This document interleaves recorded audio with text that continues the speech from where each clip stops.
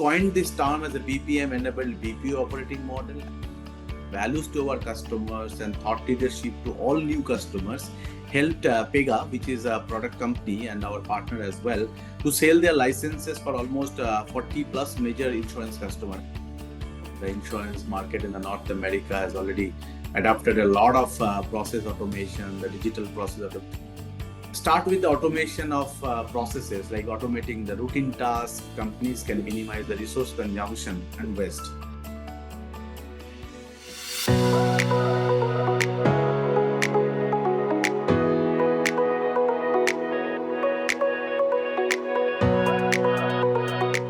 Hello, everyone, and welcome to FaceTime with Leaders, a podcast series by Directors Institute, World Council of Directors.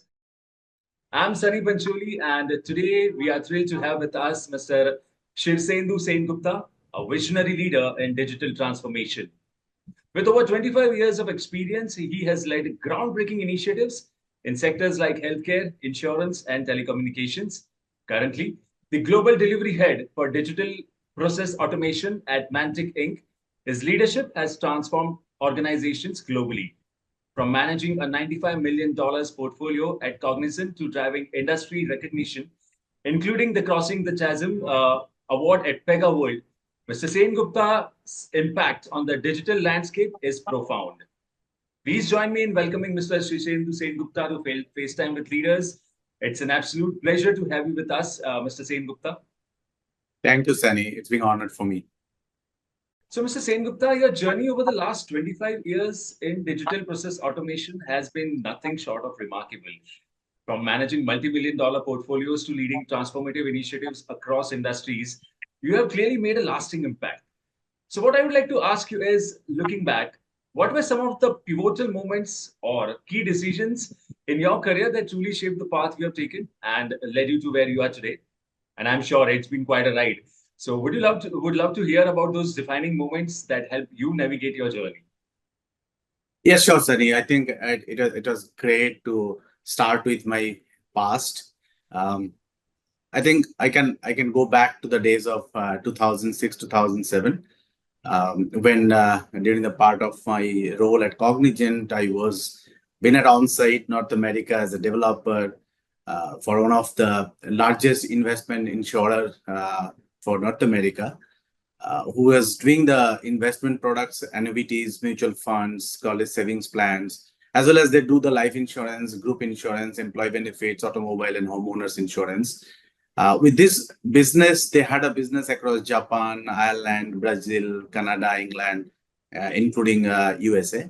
And they were one of the largest investment and insurance companies based out of US. So I was a part of a team for helping them to manage their the policy endorsement process, so which is kind of endorsement for any member who has the policy for a premium bearing change or a non-premium bearing change, leveraging a tool called business process management tool, right? So and they had a huge number of FTs for doing this, and they had a different 4 major roles out of those FT across the value chain. They are operating this out of the 4 locations, 3 different channels, and the work was mostly manual. And because of the manual, there are multiple redundancies in the process. They had a different transaction process at various locations, different branches that operate different way. Which actually cost them around $6 million per year, which is the cost of operations per year. So definitely it was a pressure for them to reduce that to a lot, right? So we helped them leveraging the BPM, the business process management, to reduce the cost of operation by 30%, which is kind of 4.2 million per year. Definitely by eliminating the redundancies, automating a lot of system and tasks, and then reduces the overall cycle time, which actually reduces the cost, right? And we have done the streamline of all their operations, all their processes, so that every branch can actually go without having any redundancies, differentiation in the process execution. So we optimize the process, which also further reduces some of the FT count, right? So, okay, that looks great. So we have done the BPM implementation, but is that meeting their target? No. So they want to reduce it further. So another 50%, they have a target from their management that 4.2 is not good enough for me to with this bottom line, right? So I want to reduce it further, 50% further in the next 2 years. So now it's a task, it's a challenge, right? So because the inflation was going high, their combined ratios were also going high. So it's a mandate. So what we can do now? So we actually come back to a whiteboard session again. What we understood, the process is fully streamlined, fully optimized. So there is no room for improvement in this area. FTs are also well trained. The system is so automated, so much in automation, so that they can guide it to the manual FT. So the error or mistake is very less, and the number of FTs are also optimum. So there is no way we are finding out the operational cost reduction and all these things. So the only area right now, if we look at in this way, the only area the way we can reduce the operational cost by reducing the FT cost, right? So the FT, the number of FT we cannot optimize. It's already optimized. We cannot reduce. So the FT cost, how can I reduce the FT cost? So we brought into an idea of doing an offshoring, which is an easy task for them, right? But again, that was a challenge for them at that point of time because of three major factors. And I think that point of time, North America and other companies or other geographies are not easy for doing an offshoring because of three major things. They don't want to compromise the quality of work, and they have always the fear of doing an offshoring. The consistency of quality, a standard can be goes down. The data privacy, the customer data can be compromised or it can be sold out by the other companies and all. The lack of control, monitoring the progress from different locations is going to be a challenge. So what we have done, we have showed a demo for the new system, because the new system, which is more streamlined, more automated, more guided, using a BPM, business process management, we have shown as a demo that you can easily branch out your jobs for high skill rater, the high skill professionals, which can be still written in US. But there are some low value added job or low skilled job, which you can definitely branch it out to a offshore companies for lower rate. So that, without saying, they liked it very much. And definitely the current system is actually able to handle to track the productivity, the transaction time, the time that every worker is taking, irrespective of their location, whether it's in North America or India. That system can actually report it out very effectively. So that bring out a new concept of BPM enabled BPO, right? So we have pioneered that concept, and within 1 year of time implementing that, they have reduced their transaction cost to another 40% within a year, which is 2.9 million. And with further optimization, making more productive for the offshore resources and all, it finally reduced to 2.1 million per year, started from 6 million per year, right? So we coined this term as a BPM enabled BPO operating model. And this is not only for this customer, it has been implemented or it has been demoed successfully or accepted successfully a whole lot of North America customer. And that itself owned the first 940 plus seater deal for Cognizant, which was the first ever largest BPO deal for Cognizant back in 2008. Which I was referring to, right? So that means that was the start of my digital process automation journey, which not only helped customers to increase their efficiency, cost reduction, and also it improved the employee experience, the way they used to work before and now they are with the way they are using, which is a much simplified system and having less training time for them to onboard as well. So that definitely helped a lot for those customers at that point of time. Mr. Sengupta, it's incredible to hear how those experiences shaped your path.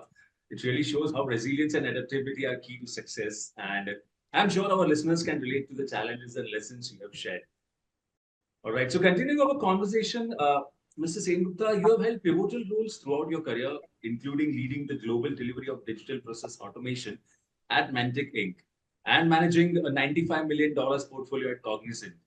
So what do you think were the key factors that contributed to your ability to successfully manage such large-scale projects across multiple industries? So, Sunny, what I believe, right, the most is learn from the experiences and always open your eyes and ears to find out or identify more opportunities because the path is always there. So, I'm also proud of my team and I mentored them such a way so that they can be able to replace me at some point of time. So, that's my strategy, right? So, work with the team in that way. So I've started with a team of two with a role of senior developer back in 2004 in Cognizant during the journey at Cognizant, and it grew up to 1,000 plus in next 7 years. And during this journey of managing large scale projects across the globe, across the industry, I have failed many a times. So and at least for 7 or 8 big failure is with me, and definitely which I can think of right now, those failures had given me a lot of learnings and renewed my understandings and about my and not only myself, my team strengths and weakness, and which was very vital in my entire journey. And with the help of the team, I have been able to prepare a lot of checklists of what to do and what not to do, which is helping me even with my clients even today. I believe to give complete freedom to my team according to their potential, which help them to start making their own decision, which may be right or wrong. However, make them self-dependent, right? And make feel them more empowered on this in the entire process. What I like from the team is the hungriness for work, and that definitely helps them to learn more and experience more, right? Uh, Understanding the underlying business and their customer is the key. I mean, it has to be done by each and every team member while they are in the process of implementing digital process automation.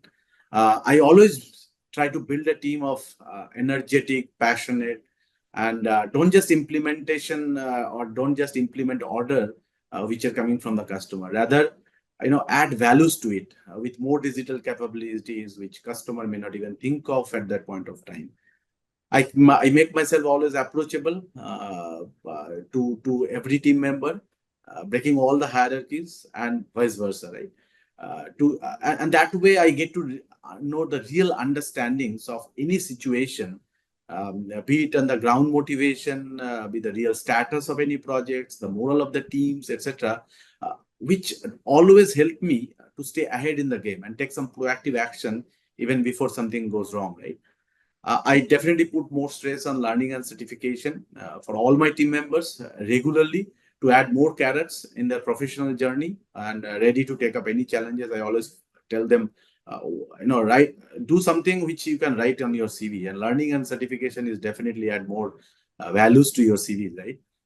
And during the challenging time, like failure of a project or uncertainty of the organization or whatever, right? So I always encourage them to document their learnings and whatever they have, wherever they have failed, and we try to create some assets out of it, right? So that we can build some. We don't need to. We are not going to repeat the same mistake again and again, right? So and definitely during the market uncertainty, I encourage the team to go for learnings and certification so that you can add more values to your CVs. I think I'm a person who always try to inculcate the culture of innovations and building more assets. In my last 25 years of experience, I have managed to incubate 7 competency center and 70 plus assets for multiple organizations.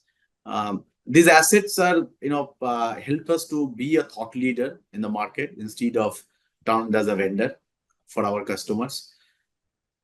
Every industry has some unique challenges, and they face pressures either to increase their top line by giving more to their customers, buyers, or members, and retain them, which is always a challenge, or attract new customers, and parallelly reducing the bottom line, right? So by reducing the cost of operation and remain competitive in the market. So we help our customers so far sharing the importance of digital process automation to achieve these goals with our experience, case studies, and knowledge around it, right? So that's the key criteria for all these things so far. And that's a great point, Mr. Sengupta.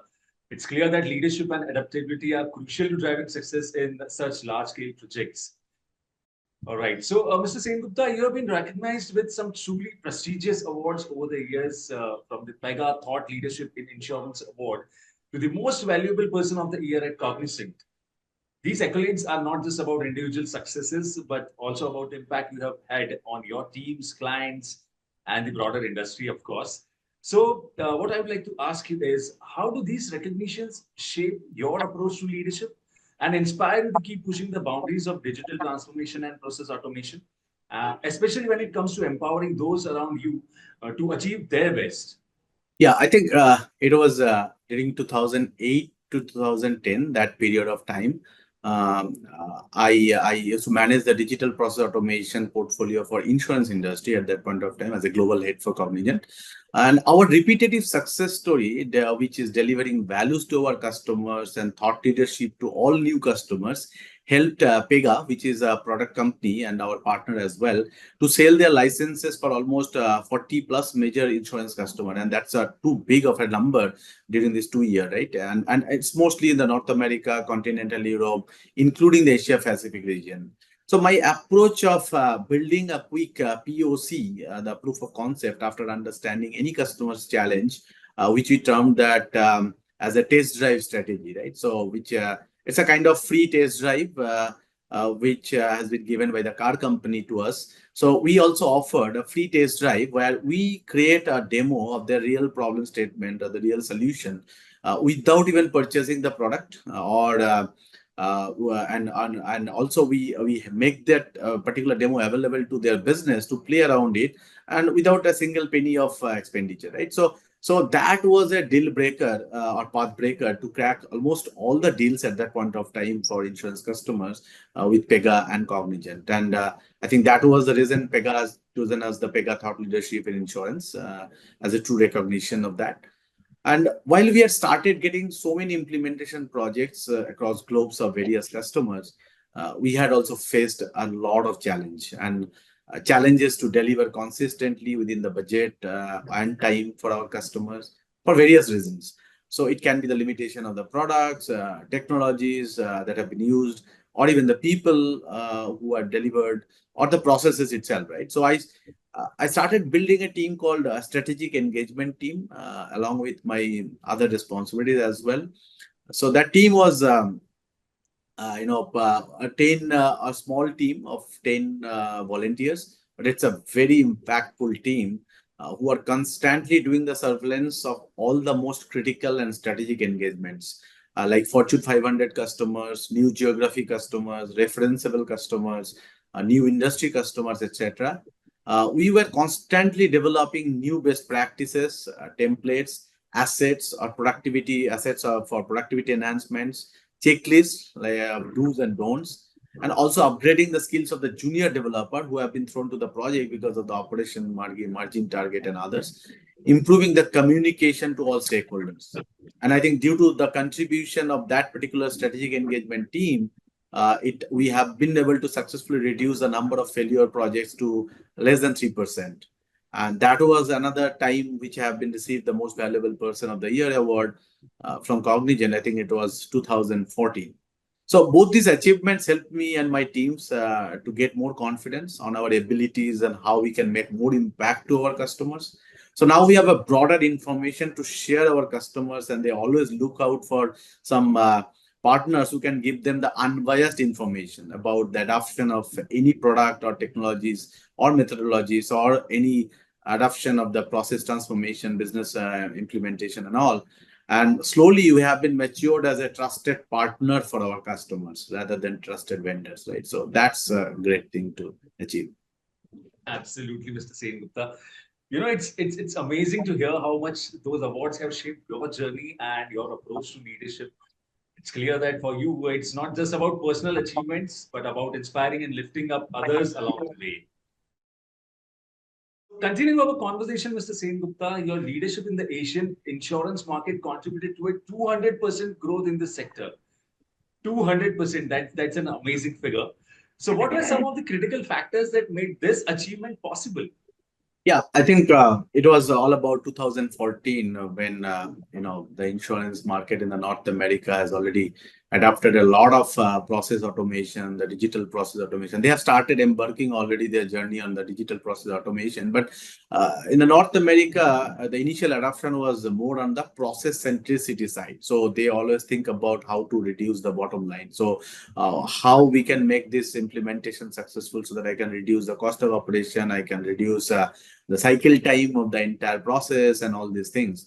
But Pega, the product company, also started implementing their first CRM product at that point of time to make it more customer centricity in nature, right? So how we can make more think from a customer's angle rather than thinking from an internal enterprise process angle, what I can think about the customer from what my customer needs, right? So during that time, Asian insurance companies were also aiming the transformation to remain competitive in the market.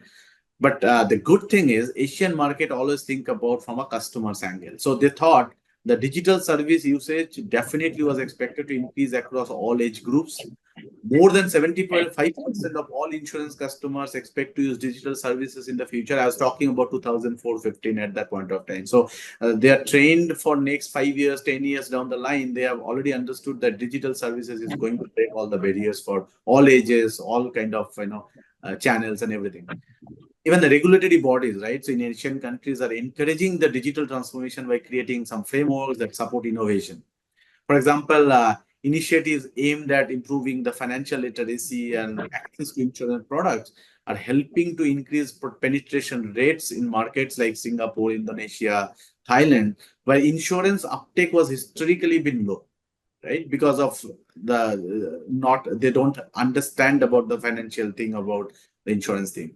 And then insurers are increasingly focusing on customer needs, leading to the development of user-friendly digital platforms.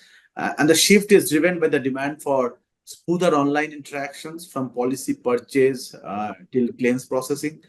Companies are prioritizing customer feedback to refine their digital offerings as well. The Asian insurance market was undergoing a significant transformation as it embraces the digital technologies in that way, right? This evolution was not only enhancing the operational efficiency, but also improving customer engagement and satisfaction, which exactly were our offering to our customers at that point of time, leveraging Pega CRM and BPM. So with that extreme collaboration with the product team and our team of Cognizant, we have targeted the all big insurer to provide the thought leadership and design their transformation roadmap to smoothly elevate them to catch their new digital trends without even going into the trial and error journey. So that itself was a pioneer for getting a huge success because at that point of time, we have started with three major big insurance companies in the Singapore and Malaysia region and Hong Kong as well. Great, Mr. Sengupta. So having success, Mr. Sengupta, having successfully navigated multiple complex roles in large organizations, I'm curious to hear your thoughts on leadership at the highest levels, specifically in the boardroom. So, also, where would you like to take your career in the next 5 to 10 years, and what kind of legacy do you hope to leave as a leader? Yeah, so I think leadership at the highest levels, particularly in the boardroom, plays a crucial role in shaping an organization's direction and culture. Some of the key aspects of the effective boardroom leadership, which I can think of at this point of time, the board leaders must provide a clear strategic vision that aligns with the organization's goals. This involves not just setting objectives, but also anticipating future challenges and opportunities. Effective board leadership fosters a collaborative culture. This means encouraging open dialogues, leveraging diverse perspectives, and ensuring that all members feel valued and engaged and empowered. Board leaders need to be adaptable, especially in today's fast-paced business environment. This includes being open to new ideas, new technologies, as well as adjusting the strategies based on the market dynamics as well. With technology transformation industries, board members are increasingly expected to engage in discussions about tech strategy and risk management, right? This requires a solid understanding of how technology impacts the business and their operations. Oversight responsibilities is another thing where board leaders must ensure robust governance practices, This includes like monitoring the management performance, ensuring compliance and best practices, and definitely maintaining accountability at all levels of the organization. Effective board leadership also recognizes the importance of cultural nuances in decision making. Leaders should foster an inclusive environment that respects the diverse viewpoints, which can enhance creativity and problem solving. In summary, leadership in the boardroom is more than just making decisions. It involves the guiding the organization with a strategic vision, fostering collaboration, and adapting to change while ensuring accountability and governance. These qualities are essential, in my view, for navigating the complexities of the modern business today. To drive meaningful transformation at the highest levels of business, leaders also need to embrace several key changes and innovations in their thinking. Like leaders should foster an environment where experimentation is welcomed, right? So this means promoting risk taking and rewarding innovative ideas, which can lead to breakthrough all the solutions. And then you have to be focused on customer needs. Transformation should be driven by deep understanding of the customer needs and preferences. Leaders must prioritize the customer feedback and insights to guide their strategies, ensuring the changes in the processes to resonate with the market. Also, the digitize all data as a part of the digital transformations and harness those data analytics to take informed decisions. This involves using the insights to anticipate the trends, measure the performance, and refine strategies, making the organization more agile and responsive. Encouraging collaboration across departments can lead to more holistic solutions, breaking down all the silos. Right, leaders should facilitate cross-functional teams that bring diverse perspectives together, enhancing creativity and problem solving. As business face increasing pressure to be socially responsible, leaders also should embed sustainability into their transformation strategies. This not only meets the regulatory demands, but also aligns with the consumer values. Leaders also need to cultivate emotional intelligence to better understand and connect with their teams. This approach fosters trust and engagement, which are crucial during the times of change. So I think by adopting these initiatives, approaches, leaders can navigate the complexities of transformation more effectively, ensuring their organizations remain competitive and resilient. The focus should be on creating a dynamic environment that embraces changes and values the collaboration as well. Mr. Sengupta, as organizations around the world are increasing prioritizing sustainability, diversity, and responsible governance, how do you see the role of digital transformation in advancing ESG goals? That is part A of my question. And in your experience, how can technology and process automation support companies in driving positive environmental and social change while also maintaining strong governance practices? Right. I think technology and process automation can significantly support companies in driving positive environmental and social change while maintaining the strong governance practices. I've seen them a lot in my the overall experiences. So even start with the automation of processes, like automating the routine tasks. Companies can minimize the resource consumption and waste. For instance, automated systems can optimize energy usage in manufacturing, so leading to lower carbon footprints and cost savings. Technologies like IoT enables business to monitor energy consumptions and resources used in real time, allowing for immediate adjustment that promotes sustainability. Automation tools that can collect and analyze data related to environmental impact and social responsibility.